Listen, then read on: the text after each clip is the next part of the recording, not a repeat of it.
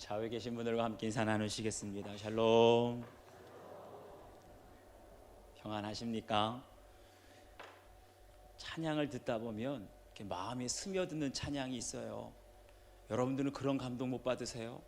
오늘 찬양을 들으면서 정말 우리의 마음에 닿도록 그분이 정말 우리를 돌보시고 치유하시는 손길, 꼭 말씀으로만 은혜 받지 마시고 찬양 속에 여러분 우리의 마음을 만지시는 하나님의 은혜를 경험할 수 있기를 바랍니다.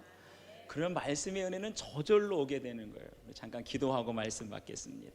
하나님, 오늘도 저희들에게 하나님께서 노아의 가정에 방주로 들어가라는 말씀으로 전하게 될 때 우리 가정에 주시는 말씀으로 받기를 원합니다. 나와 우리 가족에 주시는 말씀으로 받기를 원합니다. 이 험악한 세상에 우리가 무엇을 바라고 무엇을 기대하겠습니까? 세상 점점 어두워가고 악해져 가고 있는데 이제 우리가 돌아가야 할 본향 구원의 길을 바라보며 주의 음성을 따라 방주로 들어가는 주의 백성들 다 될 수 있도록 도와주시옵소서. 말씀하여 주실 줄 믿사오고 예수 그리스도의 이름 받도록 기도하옵나이다. 아멘. 할렐루야. 미국의 헨리 블랙컵이라고 하는 목사님이 계신데 이 목사님께서 하나님을 경험하는 삶이라는 책을 쓰셨어요. 그러면서 우리가 어떻게 하면 하나님을 경험할 수 있는가 세 가지를 강조하셨는데 그 중에 첫 번째가 하나님은 우리를 사랑하신다. 이걸 알아야 된다. 하나님이 우리를 사랑하신다는 뜻이 뭐냐? 다시 말하면 하나님은 언제나 항상 우리에게 가장 좋은 것을 주신다는 거예요. 믿으십니까? 다시 말하면 지금 우리가 처해 있는 모든 형편과 상황이 하나님 보시기에 어떻다고요? 가장 좋은 것인 줄 믿습니다. 우리 가정에 일어난 부도도, 나에게 닥쳐온 병도, 그리고 우리 자녀들이 실패한 학교에 실패하고 취업에 실패한 모든 상황도 하나님이 우리를 사랑하시고 우리 가정에 주신 최선의 것인 줄 믿으시기 바랍니다. 두 번째는 뭐냐면 하나님 모든 것 아신다는 거예요. 내가 보기에는 언제 우리 가정에 무너진 이 사업체가 일어날까? 나의 병이 언제 깨끗하게 치유받을까? 어떻게 하면 방황하고 실패 때문에 힘들어하고 고통당하는 우리 자녀의 인생을 다시 일으켜주고 회복시켜 주실까? 우리는 알 수 없어요. 그렇지만 하나님은 그 모든 것을 아시는 줄 믿습니다. 마지막 세 번째 우리가 믿어야 될 것, 하나님은 무엇이든지 다 하실 수가 있다는 거예요. 나는 도대체 우리 남편을 바꿀 수도 없고 구제불능 남편을 바꿀 수도 없고 의사도 내 병을 고칠 수 없다고 하고 우리 자녀들 방황하고 힘들어하는 자녀들 도대체 변화시킬 수 없는데 하나님께는 불가능이 없는 줄 믿습니다. 도저히 고칠 수 없는 그런 구제불능 남편도 고치고 의사도 고칠 수 없는 질병도 하나님께는 고칠 수 있는 능력이 있다는 거예요. 이렇게 세 가지, 하나님은 우리를 사랑하시고 하나님은 모든 것을 알고 계시고 하나님은 무엇이든지 하실 수 있다는 것을 믿는 사람들은요, 우리의 인생에 찾아온 어떤 사건도 우연이 없는 거예요. 불필요한 게 없는 거예요. 어떤 사람은 방주를 왜 짓느냐고, 왜 거기에 시간 낭비하냐고, 아무런 쓸데없는 일에 왜 힘을 낭비하냐고 하지만 하나님은 우리를 사랑하시고 하나님은 모든 것을 알고 계시고 모든 것을 하실 수 있다는 그 하나님을 경험하는 삶을 살게 되면 모든 사건 속에 하나님의 뜻을 찾게 되고 앞으로도 계속해서 찾아가게 될 줄 믿습니다.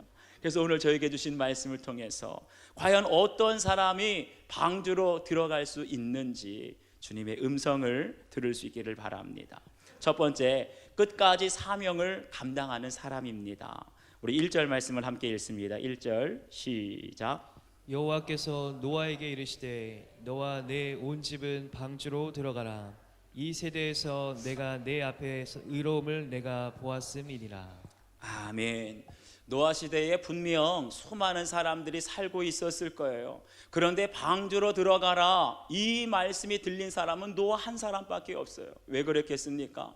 노아는 고페르나무로 너를 위하여 방주를 만들라, 이 하나님의 말씀을 듣고 120년 동안이나 흔들리지 않고 말씀대로 순종했기 때문에 하나님의 음성이 들리게 된 줄 믿습니다. 여러분 생각해 보세요. 이게 그렇게 쉬운 일이 아니었어요. 우리가 많은 사람들이 아무리 힘들고 어려운 일이라도 사람들에게 관심을 받고 칭찬을 받는 일이라고 한다면 끝까지 할만합니다. 그런데 사람들 보기에 이해가 안 됩니다. 왜 쓸데없는 일을 하냐고, 시간 낭비하냐고, 이런 일들은요 내 의지만으로는 끝까지 해나갈 수가 없는 거예요. 노아가 살던 당시에 사람들의 가장 큰 관심은 오직 먹고 마시고 시집가고 장가가는 일밖에 없었어요. 심지어는 하나님의 계보에 올라갈 하나님의 아들들조차 신앙과는 상관없이 불신 결혼하지 않았습니까? 그래서 용사와 같이 사람들에게 자랑거리가 될 그 자녀들 양육의 모든 관심이, 가장 큰 관심사가 그것이었어요. 그런데 성경을 보게 되니까 모든 사람들은 자식 자랑하고 용사 나왔다고 자랑할 때 노아는 500년 동안 500세가 되도록 자식이 없었다 그랬어요. 되는 게 없는 가정 아닙니까? 그래서 사람들은 다 시집 장가 가서 아들 딸 잘 낳고 자랑하고 있는데, 그러는 중에도 노아는 자랑할 것이 없는 그런 상황 속에서, 되는 일이 없는 상황 속에서도 오직 하나님께서 맡겨주신, 언제 홍수가 날지도 모르는데 방주 만드는 일에만 집중하고 있는 것입니다. 세상적으로 볼 때 찌질하게 보이고 무능력하게 보이는 사람들이 오히려 사람들 보기에 도저히 이해할 수 없는 쓸데없는 일을 하게 되면 욕을 2배는 더 먹게 됩니다. 그럼에도 불구하고 노아를 보세요. 사람들이 그를 이해할 수 없었지만 마치 세상하고 담싼 것처럼, 나는 아무것도 듣지 않겠다 하는 것, 귀를 막고 사는 것처럼 120년 동안이나 하나님의 사명을 감당했어요. 이렇게 세상과 차단된 인생이 바로 방주를 짓는 인생이 되는 줄 믿습니다. 하나님께만 집중하고 딴 생각할 겨를조차 없는 것, 이것이 바로 우리를 향한 하나님의 큰 사랑이라는 것을 알게 돼요. 그렇게 살게 될 때가 되면 여호와께서 이르시되, 하나님의 음성이 여러분에게 들리게 될 줄 믿습니다. 저는 고등학교 3학년 때 아버지께서 돌아가셨다 그랬어요. 그리고 대학교를 들어가게 됐는데, 만약 지금 생각해 보게 됩니다. 만약 그때 저희 아버지께서 살아계셨다면 저는 대학교 들어가서 제 성향과 기질상 잘 먹고 잘 놀고 술 마시고 연애하고 방탕하게 지냈을 것 같아요. 그런데 아버지께서 일찍 돌아가시는 바람에 가정 형편이 어려웠습니다. 그러다 보니까 대학교 들어가자마자 저는 4년, 대학원 3년, 7년 동안 쉴 새 없이 알바를 하느라고 여유가 없었어요. 다른 친구들이 주위에서 MT 가자, 미팅 나가자, 나이트 끌러 간다, 그럴 때마다 제가 그 친구들에게 했던 말은, 나는 아르바이트 가야 된다. 항상 이거 시간이 없다. 그것이 제 대답이었어요. 학창시절을 돌아보게 되면 공부하랴, 알바하랴, 또 시간만 나면 교회 나가랴, 마치 세상과 담쌓고 사는 것처럼 그렇게 그냥 하루 24시간이 부족할 정도로 열심히 부지런히 살다 보니까 여호와께서 이르시되, 하나님의 음성이 들리고 오늘 여러분이 보는 것처럼 주의 종이 된 줄 믿습니다. 노아도 그랬다는 거예요. 노아도 120년 동안이나 사람들이 아무리 먹자고 마시자고 남자 여자 만나러 가자고 할 때도 세상과 담싼 것처럼 세상과 차단된 인생을 120년 동안 하나님께서 맡겨주신 그 방주 짓는 일에 몰두하게 될 때, 사명 감당하게 될 때 여호와께서 이르시되 방주로 들어가라, 하나님의 말씀이 들리고 그 온 가족이 구원받게 된 줄 믿습니다. 때로는요, 하나님께서 여러분을 너무나 사랑하셔서 노아와 같이 세상에 다른데 우리 한눈 팔지 말라고, 세상 사람들의 말에 귀 기울이는 것이 아니라 오직 하나님께만 집중하도록 사방이 꽉 막히고 차단된 그런 상황으로 몰아가실 때가 있어요. 그리고 거기에서 우리에게 맡겨주신 사명이 있습니다. 방주를 지으라고. 때로는 우리가 처해 있는 상황이 방주 안에 있는 것처럼 사방이 막히고 사람들과의 관계가 다 끊어지고 차단된 상태에 있다 할지라도, 그런 상황에서 하나님만 바라볼 수 있다면 그것이 가장 큰 하나님의 사랑이고 하나님의 축복이 되는 줄 믿습니다. 그때는 답답해 보여요. 왜 나만 이렇게 살아가야 될까? 왜 다른 사람같이 나는 왜 즐기지도 못하고 이렇게 답답하고 힘들게 살아가야 될까? 이해할 수 없지만 시간이 지나면 그것이 우리를 보호하시고 그것이 우리를 사랑하시고 우리를 축복하시는 하나님의 손길이었다는 것을 깨닫게 될 줄 믿습니다. 사람들 보기에 아무리 쓸데없는 일처럼 보이고 답답해 보이는 일이라고 할지라도 하나님께서 맡겨주신 사명 방주를 지으라, 120년 동안 끝까지 이 사명 감당하게 되면 어느 날 방주로 들어가라, 하나님의 음성이 여러분에게 들리게 될 줄 믿습니다. 여러분 적용해 보세요. 지금 나에게 사방이 차단된 것만 같은 답답한 현실이 과연 무엇인지 적용해 보세요. 그런 답답하고 차단된 현실에서 나에게 말씀하시는 하나님의 음성이 있습니다. 내가 감당해야 될, 끝까지 감당해야 될 사명은 과연 무엇인지 여러분 적용해 보시길 바라요. 두 번째는 영적으로 포용성이 있는 사람입니다. 우리 2절 말씀 함께 읽습니다. 2절 시작. 너는 모든 정결한 짐승은 암수 7씩, 부정한 것은 암수 2씩을 내게로 데려오며. 아멘. 여기 보니까 하나님께서 노아에게 말씀하시기를 정결한 짐승은 암수 7씩, 부정한 것은 암수 2씩을 데려오라 그랬어요. 그런데 성경 어디에도 정결한 짐승과 부정한 짐승을 나누는 구분하는 기준이 나와 있지 않습니다. 나중에 레위기에 가게 되면 하나님께서 정결한 짐승과 부정한 짐승을 나누는 기준을 말씀해 주시는데, 그때는 식용 여부가 기준이었어요.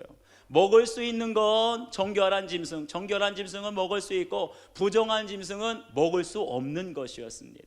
그런데 노아는 그보다 훨씬 앞선 시대였어요. 이때는 그런 기준이 아니라 이때의 기준은 딱 하나였습니다. 하나님께 제사를 드릴 수 있는 짐승은 정결한 짐승이었고, 하나님께 제사를 드릴 수 없는 짐승은 부정한 짐승이었어요. 다시 말하면 정결한 것과 부정한 것을 나누는 기준은 한 가지, 뭐라고요? 제사 드리는 여부에 있었다는 겁니다. 이것이 우리에게 무엇을 말씀해 줄까요? 하나님께서 방주를 지으라고 준비하라고 말씀하신 것은 단순히 육신의 생명을 지키라고 하는 것뿐만 아니라 거기에 더 나아가 아무리 우리가 방주안처럼 답답한 현실에 있다 할지라도 거기에서 피 흘리는 죄사함이 있는 진정한 예배를 하나님께 드리라 우리에게 명령하시는 줄 믿습니다.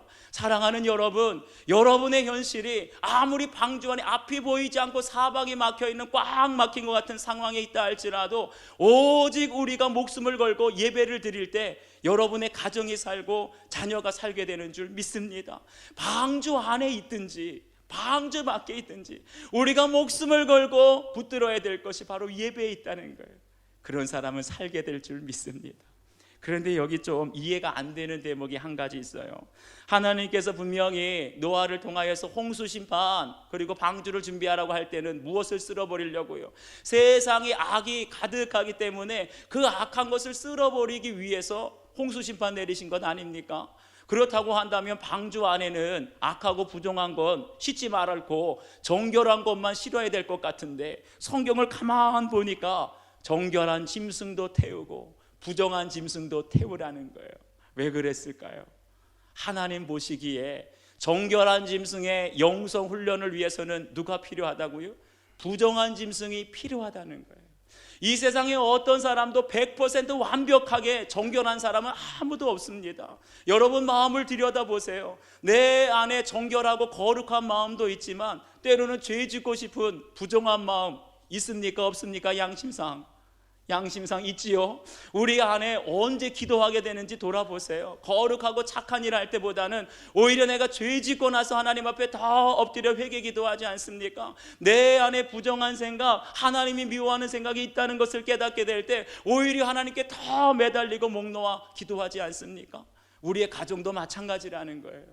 우리 어른들이 하는 말이 10손가락 깨물어서 안 아픈 손가락 여러분 있습니까? 없습니까? 없잖아요. 다 아프잖아요. 그런데 10손가락 깨물어서 더 아픈 손가락은 있습니까? 없습니까? 더 아픈 손가락이 있어요. 물론 건강하고 성한 사람들은 10손가락 깨물면 다 똑같이 아픈데, 행여라도 태어날 때부터 장애가 있거나 아프거나 칼에 비거나 삔 사람들은요 살짝 스치기만 해도 너무나 아픈 거예요. 그런데 우리 가정을 들여다보게 되면 꼭 이것과 같이 더 아픈 손가락이 있다는 거예요. 다른 자식들은 다 미국에 이민 가서 살고 강남의 아파트에 사는데 자식 중에 꼭 하나는 그렇게 가난하게 힘들게 사는 자식이 있어요. 다른 자식들은 다 건강하게 병원에 가지도 않고 잘 사는데 자식 중에 꼭 한 명은 어렸을 때부터 골골골거리고 커서도 항상 병원 간다고 아프고 연약한 자식이 있어요. 다른 자식들은 다 대학교 나오고 심지어는 박사학위도 받았는데 형제들 자식들 중에 보면 꼭 한 사람은 대학교 못 간 사람이 있어요. 그때 부도가 나서 IMF가 터져서 학비를 대줄 수가 없어서 자식 중에 한 사람만 이렇게 못 간 사람이 있어요. 뿐만 아니라 다 신앙생활 잘하는데 어렸을 때부터 사고만 치고 다니더니 신앙생활 안 하는 자식 있지 않습니까? 다 우리에게 더 아픈 손가락이에요. 그런데 부모는 누구를 위해서 기도합니까? 잘난 자식, 잘 사는 자식, 신앙생활 잘하는 자식은 걱정이 되지를 않아요. 그런데 어렸을 때부터 사고치고 항상 아프고 거기다가 신앙생활 안 하는 자식이 있으면 그 더 아픈 손가락을 위해서 여러분 기도하지 않습니까? 밤새도록 부모가 눈물을 흘리면서 주님 앞에 기도하는 것은요, 잘난 자식이 아니에요. 오히려 아프고 연약한 자식, 항상 문제 일으키고 신앙생활 안 하는 자식을 위해서 부모가 기도하지 않습니까? 영적으로 보면 부정한 자식이에요. 그런데 영적으로 보면 부정한 자식이 있기에 부모는 하나님께 더 매달리고 거룩하게 되는 줄 믿습니다. 영적으로 보면 부정한 남편이 있기에 오히려 부인은 날마다 주님 앞에 나와서 기도하며 그 영성이 살아나고 거룩하게 되는 줄 믿습니다. 교회도 마찬가지라는 거예요. 교회 다 정결하고 영적으로 성숙한 성도만 있습니까? 그렇지 않아요. 다 예배를 드리는 것 같고 거룩하고 성결한 것 같지만 여전히 저희 중에는 죄 짓고 죄악 가운데 사는 성도들도 있습니다. 다 온전하고 성숙한 성도 같지만 어떤 성도들은요, 아주 사소한 말 한마디에도 실족하고 상처받고 시험에 드는 연약한 성도들도 있습니다. 그런데 여러분, 교회가 언제 기도합니까? 교회는 어떤 것입니까? 이런 연약한 사람들과 다 함께 가는 것이 교회인 줄 믿습니다. 우리 성도들 중에 중환자실에 입원했습니다. 이번에 무서운 병에 걸려서 지금 위독한 가운데 있습니다. 그러면 그 연약한 성도를 위해서 다 기도하지 않습니까? 교회가 누구를 위해서 중보기도 하나요? 우리 가정에 불신 남편이 있으면, 불신 자녀가 있으면 그 믿지 않는 자녀들, 가족들을 위해서, 영혼 구원을 위해서 중보기도 하지 않습니까? 어떤 분이 이런 말을 했어요. 빨리 가려면 혼자 가고 멀리 가려면 함께 가라. 참 멋진 말인 것 같아요. 여러분, 교회는 빨리 가는 공동체가 아니라 늦더라도 함께 가는 공동체가 교회가 되어야 할 줄 믿습니다. 누구랑 함께 가겠어요? 건강한 사람은 병들고 약한 사람과 함께 가고, 정결한 사람은 부정한 사람, 죄가 가운데 있는 사람과 함께 가고, 영적으로 성숙한 사람은 아직도 어린아이와 같이 미숙한 성도들과 함께 가는 것, 바로 그것이 교회가 되어야 할 줄 믿습니다. 노아의 방주에도 정결한 짐승만 있었던 게 아니에요. 부정한 짐승이 함께 있었던 것처럼 우리 교회 안에도 정결한 성도들만 있는 게 아니라 부정한 성도들과 함께 우리가 가는 훈련을 받는 것, 바로 그것이 교회가 되어야 되는 줄 믿습니다.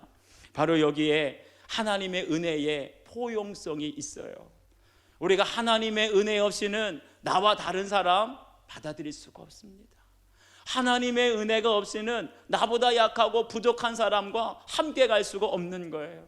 오직 하나님의 은혜 가운데 있게 될 때 부족하고 연약하고 흠이 있고 심지어는 죄악 가운데 있는 성도들과도 우리가 손에 손을 붙들고 함께 나아가게 될 줄 믿습니다.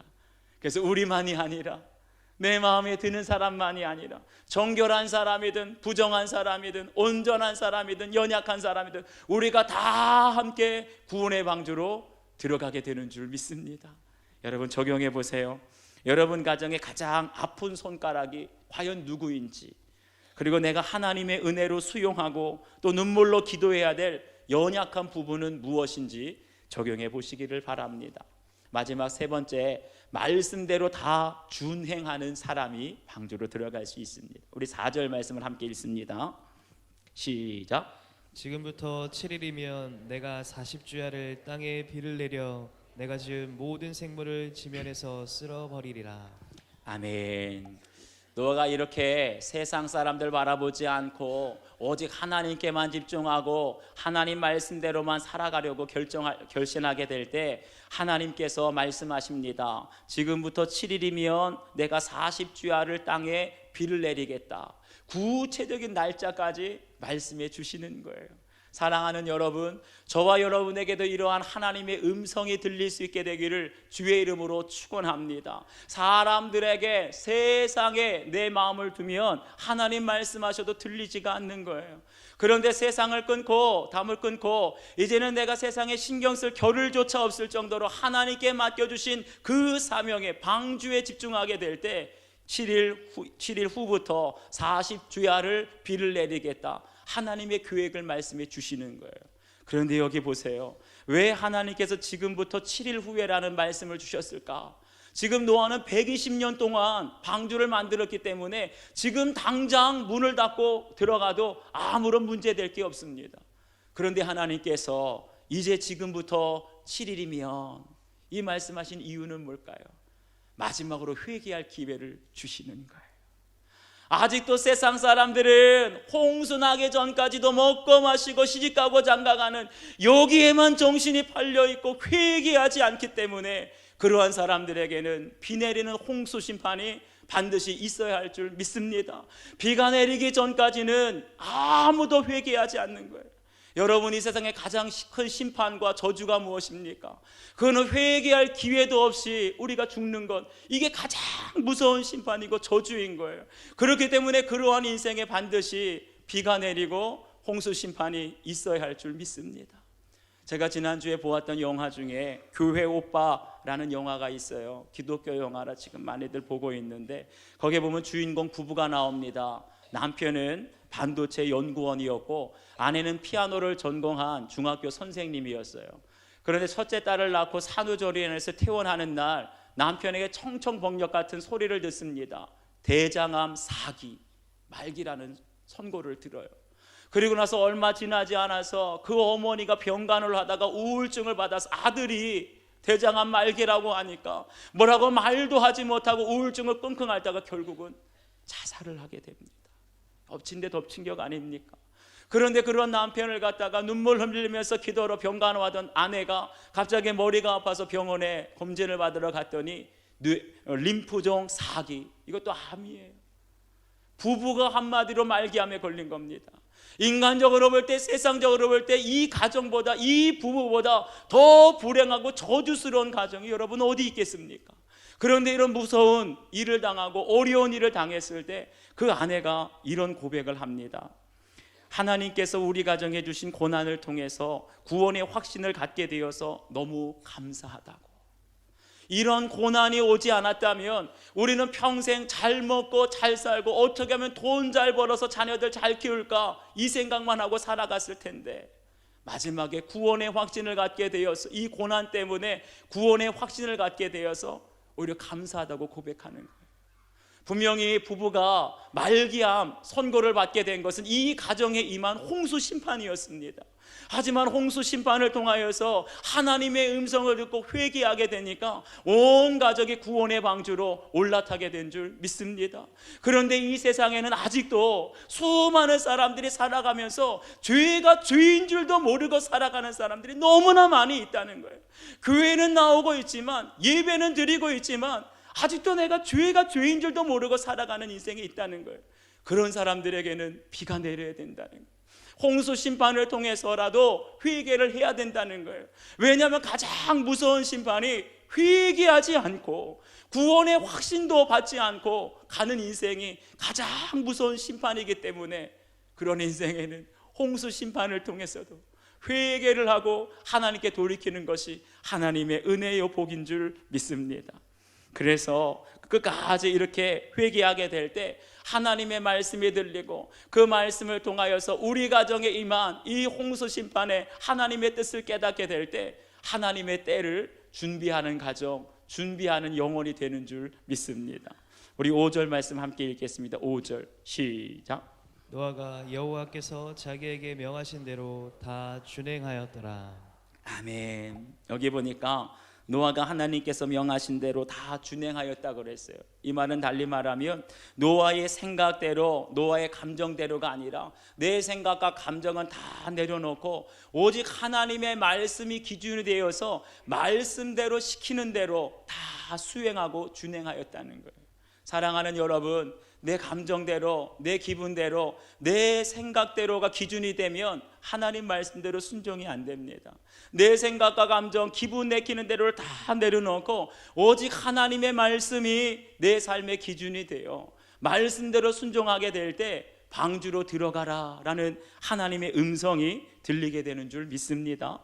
미국의 찰스 스탠리라고 하는 목사님이 계신데 용서라는 책을 썼어요. 그런데 그 용서라는 책을 보니까 15살 패시라고 하는 소녀의 이야기가 나오는데 참 불우한 삶을 살았습니다. 이 패시라고 하는 여자아이가 13살 때부터 그 당시에 18살이던 남자 청년을 만나서 성관계를 갖게 됩니다. 그 관계를 2년 동안 이어오다가 이 남자 청년이 갑자기 하루아침에 아무 말도 없이 자신을 떠나게 되니까 극도의 불안감에 휩싸이면서 두려워하고 괴로워하다가 상담을 받아야 되겠다, 상담가를 찾아갔어요. 그런데 그 당시에 36살 된 이 상담가랑 또 이 패시랑 육체적인 관계를 맺게 됩니다. 2번씩이나 이런 일을 겪게 되니까 나는 더럽고 불경건한 사람이라고 스스로를 계속해서 자책하고 더 이상 살 소망이 없다고 하는 순간에 이 찰스 스탠이라고 하는 목사님을 찾아오게 돼요. 그래서 목사님에게 이 패시라고 하는 소녀가 상담을 하기를, 목사님, 저와 같은 아이, 저처럼 불경건하고 더러운 사악한 죄 가운데 있는 사람도 하나님이 용서해 주실까요? 저 같은 사람은 하나님이 용서해 주시지 않으시겠지요? 이렇게 말할 때 스탠리 목사님께서 이 패시라고 하는 아이한테 이런 말을 전해줬습니다. 하나님의 용서는 우리의 개인의 주관적인 감정이나 기분에 따라 이루어지는 것이 아니라 하나님의 용서는 하나님께서 우리를 위해서 행하신 이 일, 그 객관적인 사건, 십자가의 사건을 우리가 믿을 때 하나님의 용서를 받게 되는 것입니다. 하나님의 용서는 내 기분이 좋고 나쁘고에 좌우되지 않고 하나님께서 우리에게 행하신 그 사건, 십자가의 사건이 내 안에 믿어지게 될 때 영원히 변함없이 그 용서가 내 안에 있게 되는 줄 믿습니다. 이게 중요하다는 거예요. 마찬가지로 우리가 하나님께서 맡겨주신 사명을 감당할 때도 내 기분대로는 안 됩니다. 내 생각대로는 방주도 지을 수 없고 끝까지 그 말씀을 다 준행할 수가 없는 거예요. 우리는 날마다 내 부족함 때문에, 내 죄 때문에, 내 혈기 때문에 넘어지고 또 쓰러지지 않습니까?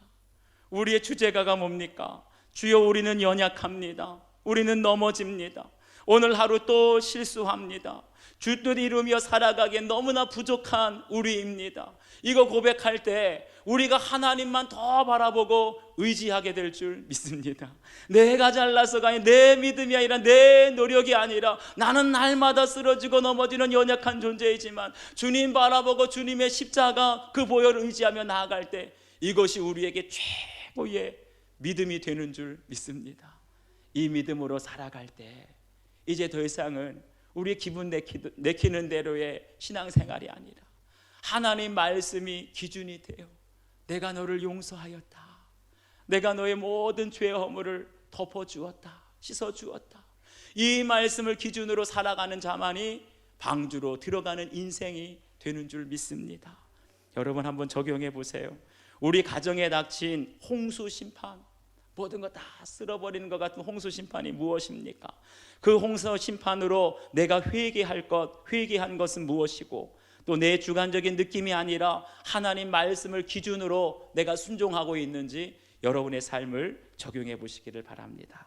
우리 주신 말씀을 기억하시면서 오늘 결단의 기도를 함께 드리겠습니다. 이 시간 결단의 기도 드릴 때 지금 나에게 사방으로 차단된 것 같은 답답한 현실이 무엇인지, 그 가운데 내가 붙들고 끝까지 순종해야 될 하나님 사명이 무엇인지 여러분 적용해 보세요.